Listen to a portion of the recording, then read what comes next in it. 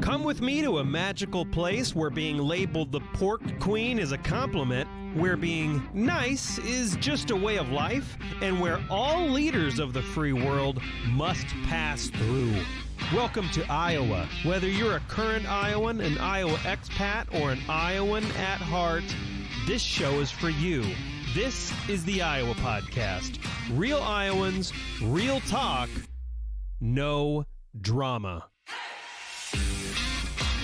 From the Brady Dental Care Studio, I'm Justin Brady, and one thing that a lot of Iowans are really curious about is social media use. X, formerly known as Twitter, has been in the news quite a bit. Google is in the news now. I was just reading the other day that Google is starting to really tighten YouTube in what they can show, what they can't show. And of course, there's Instagram's algorithm change. No one even knows what LinkedIn is. I don't even know if that's a network anymore. Just kidding. But we've brought in Drew Harden, co-founder of Blue Compass, to discuss. You have a brand new report, right? On we do. Everyone, absolutely. Iowan social media use. Absolutely, yes. So this is something we do. It's market research, and so we are a digital marketing company. We do web design development, and so because of that, we have a lot of clients all over the country, but many of them are here in Iowa, and so they target Iowans. And so a number of years ago, probably, 6-7 years ago, we said, it's going to be really beneficial if we go out there and read some, surveys, get some stats on how Iowans use digital. How do they use search engines? Right. How do they use social media? Things like that. Obviously, that'll be really beneficial for our clients. And we went out there and we couldn't find anything, Justin. There was no market research on how Iowans use digital media, at least not that we could find. So there's overall market research, but just not focused on Iowans specifically. Correct. And not for small specifically businesses and Iowa-focused businesses, that's a disaster. They need that data. Yes. So we're getting into all that. But as a reminder to everybody, today we're going to be contrasting, if you're a small business, or even if you're a parent that wants to know what your kids are doing on their phone, or even if you want to know what your spouse is doing on their phone, we're going to be going into all that today. But as a reminder, subscribe. We are on Spotify, Apple Podcasts, iHeartRadio. We're on everything. So make sure to subscribe, and also make sure to tell your neighbor, your Iowa neighbor. This is produced in Iowa. It's produced by Iowans. We interview Iowans. Tell your neighbor how great this is. We'd appreciate it. So back to this. No data on Iowa social media at all. So you just went out and collected it all. Exactly. So we figured, man, we better do something about this, because again, this really impacts our clients, and they need to know how their target audiences are using digital space. Right. And so we can best connect with them. So again, probably 6 or 7 years ago, we did our first survey, and we studied things like, what's the most popular social media platform in Iowa? What type of, search engine activity is going on? What do people do primarily when they're on their phones, and things like that?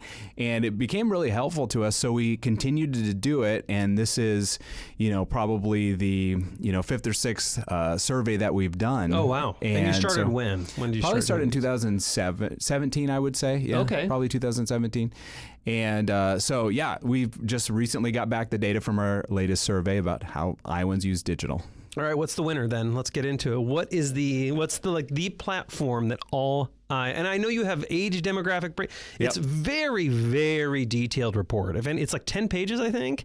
And if anybody wants to get really in the weeds, it's on your website. We're going to link to that, obviously. But who's the winner? Yeah. And the survey, everything is out there for free. If people want to check it out, you can go to bluecompass.com/Iowa. That's where it's located. Oh, that's nice. Yeah. But so let me turn back to 2021 before I answer that. Sure. So 2021, when we did the study, we did it early 2021, and this was a pretty tumultuous time.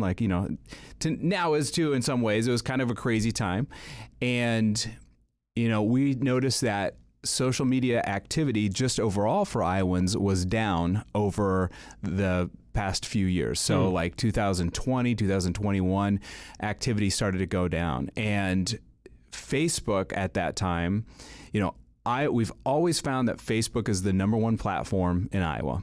And I suppose that's not surprising because it's the number one platform nationally. It still is.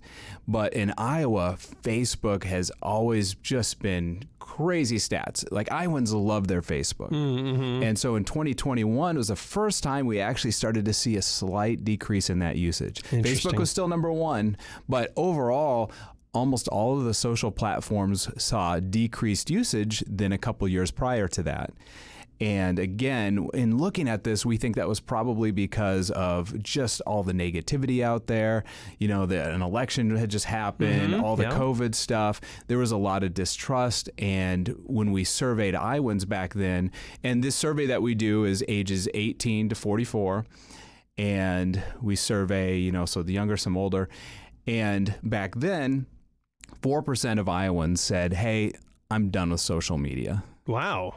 So now when we just did this survey just recently, only 1% of Iowans have said that same thing. So we see Iowans starting to get back on social media. They were done only for a short period. Just for a short period of time. And it was a small percentage of people that was done. Super funny. They're like, yeah, we're done with this. And that's now they're kind back. of the state of Now they're humanity in general. You know, I'm never doing this again. Never doing this again. But Facebook is back at number one. Iowans love their Facebook. So 87% of Iowans that we surveyed use Facebook. 87% of Iowans. Big. Now the national average is 74%.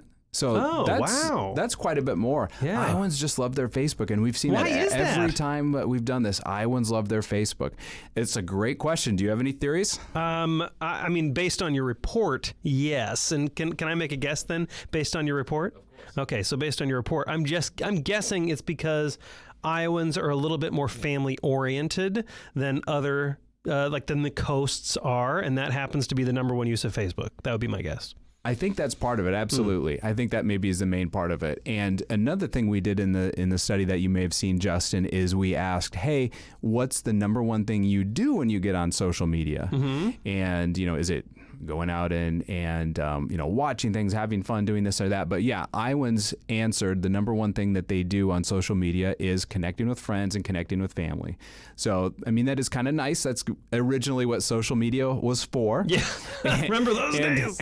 And I think that's higher in Iowa than it is in a lot of other places. So I do think that's kind of cool. I like the idea that Iowans a little more family oriented, a little more Iowa nice, happy, positive, that sort of thing. So I wonder if that is part of it. Yeah. So Instagram is also kind of that's been a behemoth. It's unmovable. It's just like, and I don't get it, by the way. I do not like Instagram. Now, on the Iowa podcast, we post a ton of like little clips of our guests on Instagram, but I just never have really gotten it. But finally, finally, seems like maybe some people are feeling the same thing here in Iowa, because Instagram kind of took a huge fall. What's up with that? So out of all the social platforms we looked at... And again, everybody, this is Iowa. Iowa, yes, Iowa. Out of all the social platforms we looked at, 2 years ago versus now, all of them increased or stayed the same in usage with Iowans, except Instagram. Instagram usage decreased like almost 20%. Ooh, that is big. Which is very, very surprising.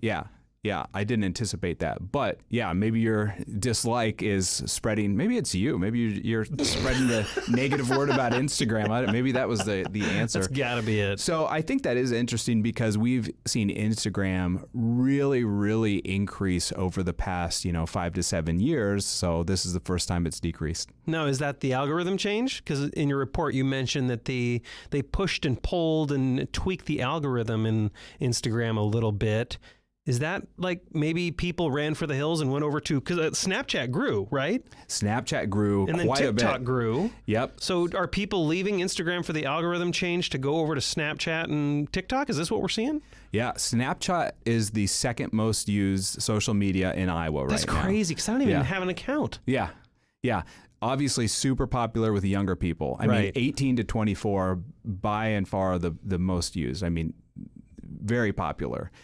I have kids that are teenagers, and they're not really interested in any social platforms. 2 boys, but they are interested in Snapchat. They love YouTube also, but yeah, they're interested. Like all their friends are on Snapchat. So, and I agree. Like for me, I mean, of course, we're very young, youthful guys, but I don't think a lot about Snapchat personally, and I don't hear a lot about it, but it's really, really popular with younger people, obviously, yeah.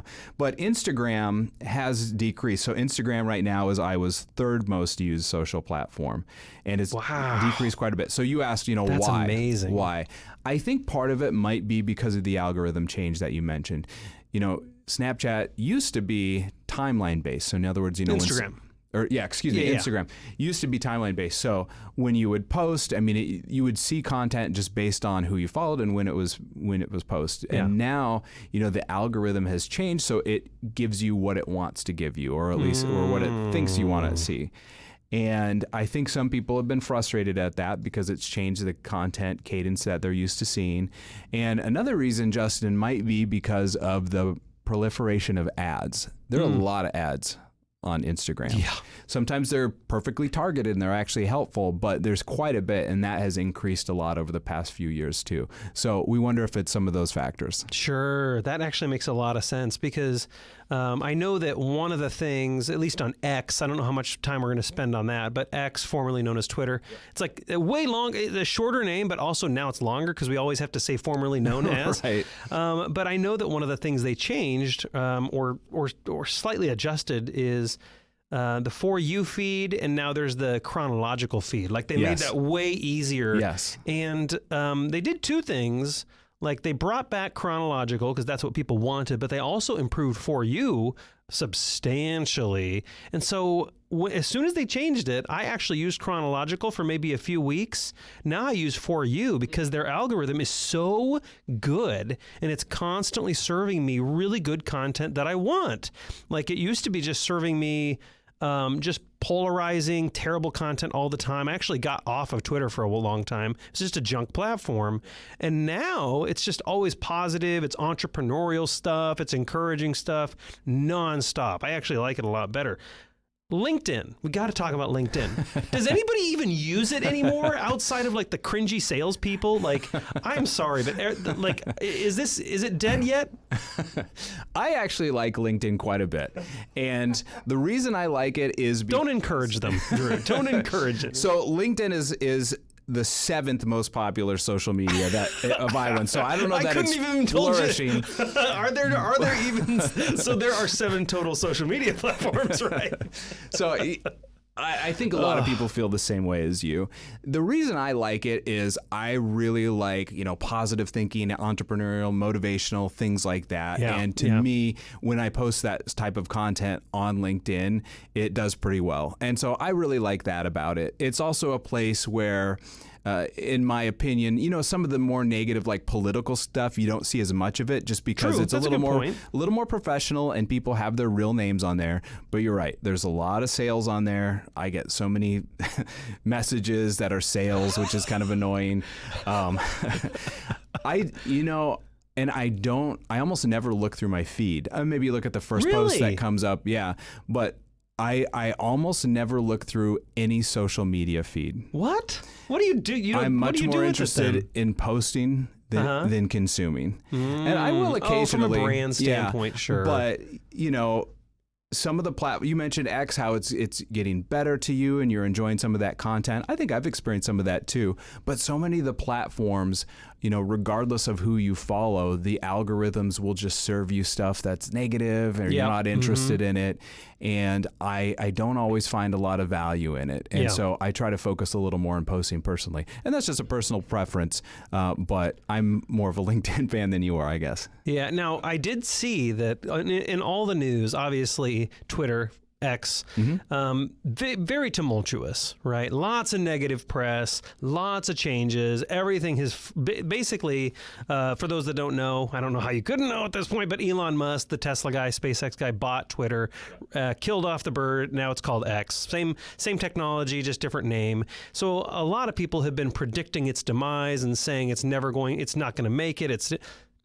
But from 2021 to now, it's only 1% difference, right? Yeah, it's essentially the same, at least here in Iowa. Yeah. Right. At least it's doing something different. Even if you don't like what they're doing, or even if it's frustrating to you, even if you have no interest in the platform, Twitter, which is now X, is doing something different Yeah, no kidding. than these other platforms. And it's really trying to expand. I mean, I think when we think of Twitter, we think of traditional, like 140 characters. We think of just a little bit of copy, just these small posts, but it's really becoming something different now. It's becoming a lot more video oriented, a lot more audio oriented. So it's really evolving and changing. And I think it's interesting. and it will be fascinating to see what happens. But it's moving away from the more traditional path that we see almost all the other social platforms doing. And so I like at least seeing something different. It'll be interesting to see what happens. What I appreciate about it is it's very, very simple. And that's the one thing I feared with Musk talking about all these changes he was going to make. I'm like, that's the one thing that frustrated me a little bit with Facebook, is it just got very complicated. And there was all these apps and weird things going on. Twitter has, even though they've added functionality, they've kept the feed, they've kept the UI, the design very consistent. It's still the bite-sized things. And now you have this incredible character limit, like 2,000 words or something like that, but it still chops everything off, and you have to click see more to expand that. So I do appreciate they've kept things consistent. So like,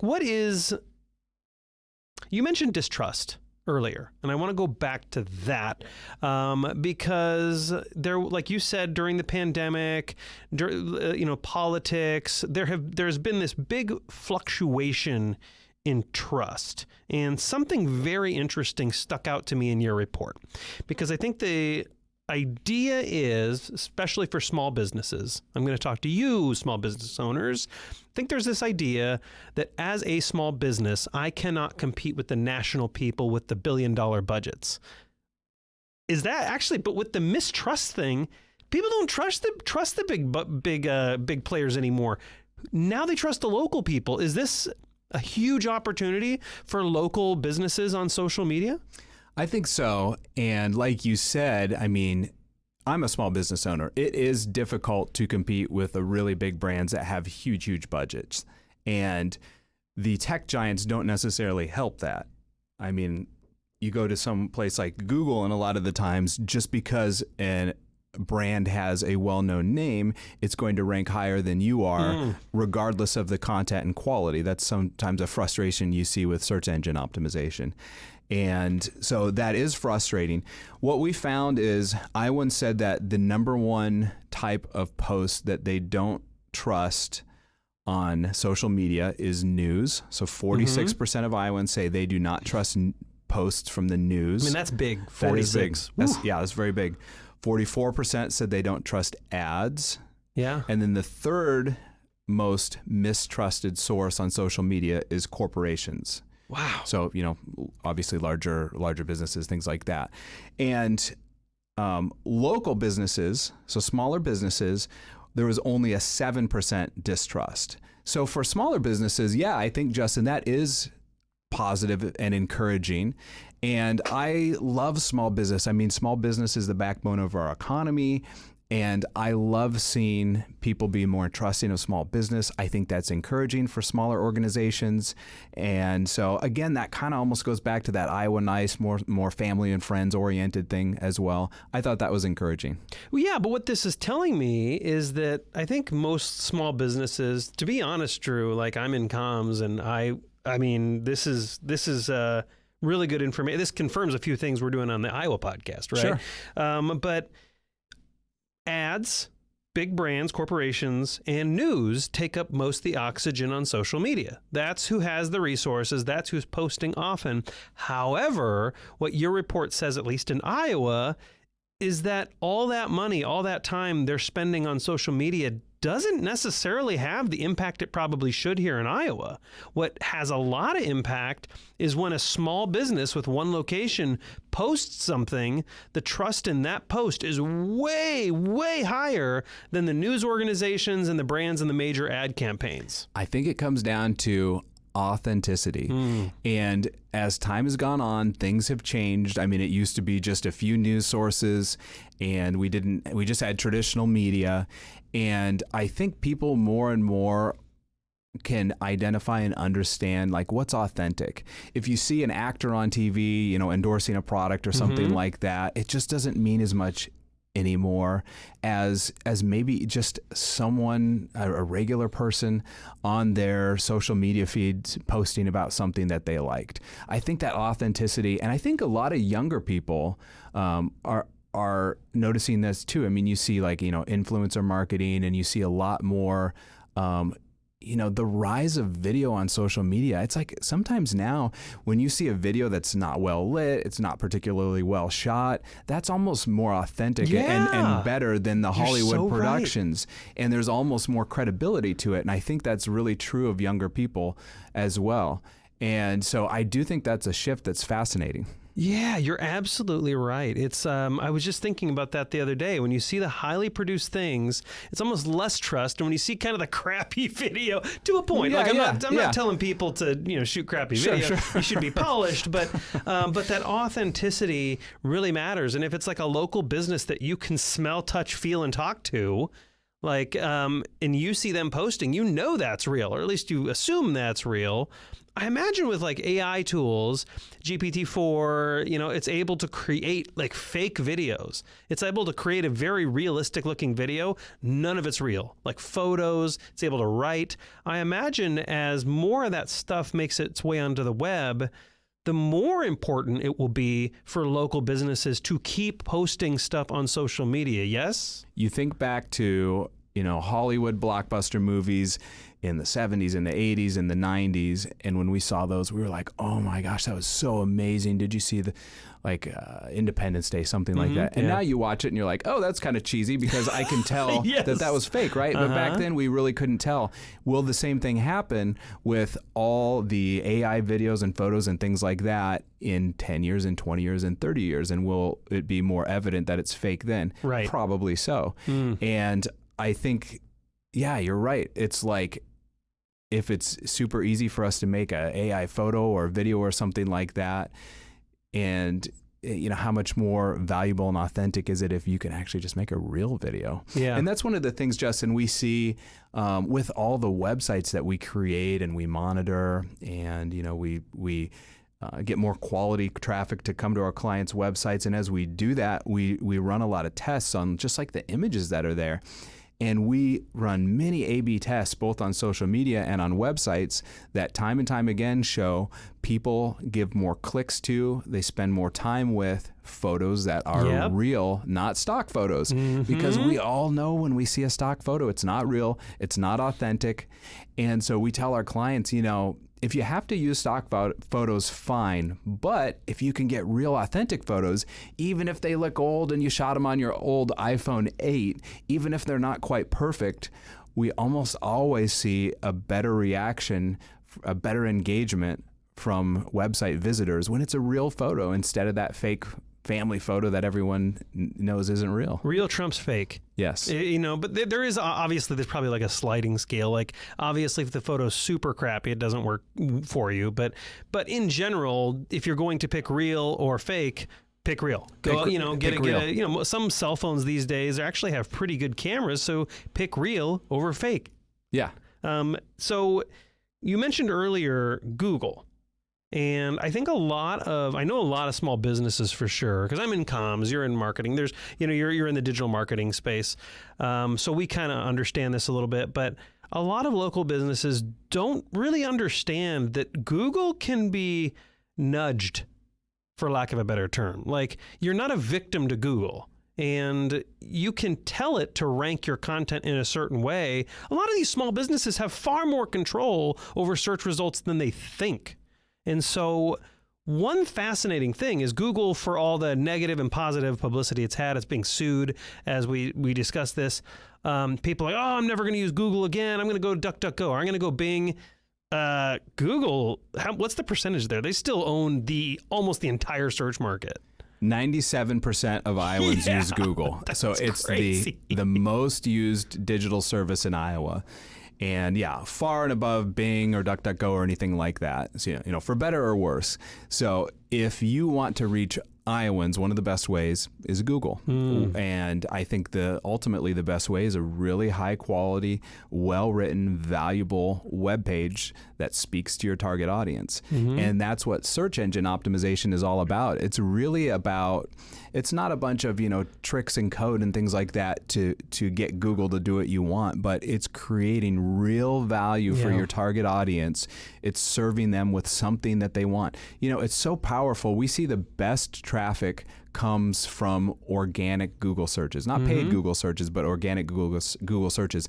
And when I say the best traffic, Justin, I mean the traffic that behaves the way our clients want them to behave. In other words, the most likely to make a conversion, to fill out a form, to submit an inquiry, to buy a product, or whatever that might be. And it's better when it comes from Google than when it comes from social media, or when it comes from a link from another website, or even when it comes directly, even from just typing in the URL yourself. And I think the reason for that is the intent. If you're on Facebook, your intent is usually to connect with friends or family, or watch something fun. But when you go to Google, your intent is literally to satisfy a query. So if your website can be the answer to someone's query, that's incredibly powerful. And they're much more likely to engage with your brand, to spend time on your website. That's really powerful. And so that's one of the reasons we focus so much on search engine optimization for our clients, is because it's so powerful, and Iowans love their Google. So, search engine optimization, as you know better than me, obviously, is part like good code, good reputable website, how old the URL is there, the way you tag things, the way you write. But the biggest part, as you're saying, I think that scares a lot of people, right? I don't know if I can do all this, crazy stuff. But I don't know if it's 95% or less or somewhere in there. But the biggest part is just like you said, consistently writing incredible resources and educational pieces that appeal to your ideal customer. That is the bulk of it, right? Yeah, absolutely. And like you mentioned, the code matters, the load time matters, the user experience matters. If you have an old website that was built in 2005, that's not going to be a great experience. Correct, you need to have a solid foundation. But yes, it ultimately comes down to the content, because Google's number one purpose is to provide valuable content that serves its audience. Google doesn't want someone to have a frustrating experience and go elsewhere. And so if you can be the answer to someone's query, and what's interesting is Google watches what people do on your website, especially if you have Google Analytics installed. And so one of the best signals you can send to Google is people coming to your website and spending time. Dwell time, going just to different pages, just hanging out there. And a lot of the times, Justin, we will have, we'll look at websites that have like 100 words on a page. That's not enough. When we create web pages for our clients, we always have, not every page, but most every page on the site, at least 600 words and more like 1,000 words. And the reason is, if you have and these are for pages you want to rank. Yes, of course. You probably shouldn't have contact us page tons of words on the home page or something. Maybe not necessarily, no. But, if you have a web page for one of your services, and your competitor has a web page for a service, and they have 100 words and you have 1,000 words, which of those pages has more potential to add value to your audience? It's the one with 1,000 words. Now, it has to be well written. It has to be put in there. Smaller paragraphs are better, bullet points, images throughout. If you're stealing other people's copy and don't do that. It'll screw with you. No it's duplicate bad. content. Write it originally. Write it really well. No grammar issues or anything like that. But that is incredibly, incredibly powerful. It used to be where the machine, like people who use the machines, and they would just copy, I think isn't that called Skyscraper or something like that? Or they would just copy other people's content and rewrite it and try to make it better. It used to be those tacky strategies were the ones who actually won. But less and less is that actually winnable now. It seems like just the people who write and do a better job talking to their customer, Google especially is getting really good at identifying very relevant targeted content now, which again puts a lot more fire into the local people who can outcompete the national brands. Because who understands Iowans better? You and small businesses understand Iowans better, a heck of a lot better than Amazon. As much as Amazon might like to think they have all the data in the world, they can target people, a small local business, if they're really in tune to their customer, can go circles around Amazon before Amazon gets up in the morning. Yeah, absolutely. Absolutely. Another wrinkle to throw in here, and I talked about this yesterday, I was giving a speech on SEO, is AI and Google's use of AI. And right now, Google's in a beta phase using its Bard AI technology in its search results. So not everyone sees this now, but we think they will probably early to mid next year. And when you do a search, Google can give you AI results now. And it's really interesting how it's doing it. It's going out not just to one website, but to multiple websites, finding different bits of copy, compiling it. And so it's presenting more information on the search page. And so in one way, that's good. That's handy because it's shortening the searcher's journey. That's really nice. But on the other hand, for people like me and marketers, we're like, I want people to go to my website. Yeah. Exactly. So there's a bit of a frustration. And Google's done this, for a while with its rich snippets area up at the top where it'll answer a question, but it's doing it more and more. And the dirty little secret is, Justin, Google is not particularly interested in sending anyone to your website. Correct. Yep. Google wants to satisfy its shareholders. Google wants to be more profitable every quarter. And so how can it do that?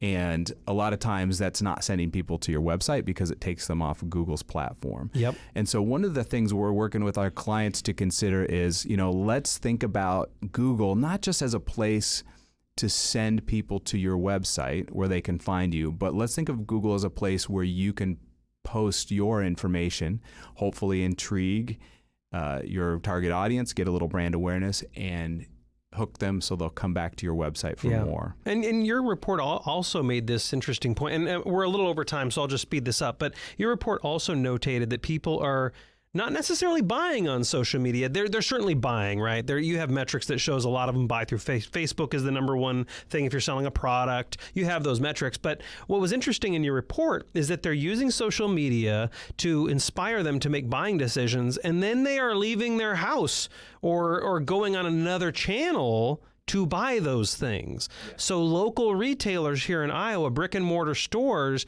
if they are posting on social media and they are very connected to their customer, they can actually benefit without paying for ads. They can actually benefit from all this social media by carrying products people are interested in and being really in tune to their local market. Of course, it depends on the industry and the business and the product, but social media generally isn't a great place to sell things directly. It is a lot better place to engage people and to create awareness. Drew Harden, co-founder of Blue Compass. Do I call you co-founder or owner or just both? What do you prefer? Whatever you want. Co-founder, owner, Big Cheese, Blue Compass. Thank you so much for coming in here. How can people, people who are listening to this, they're like, my gosh, we need some more help than I thought. How do they find you? How do they find this report? You gave it earlier, but go ahead and give it again. Yeah.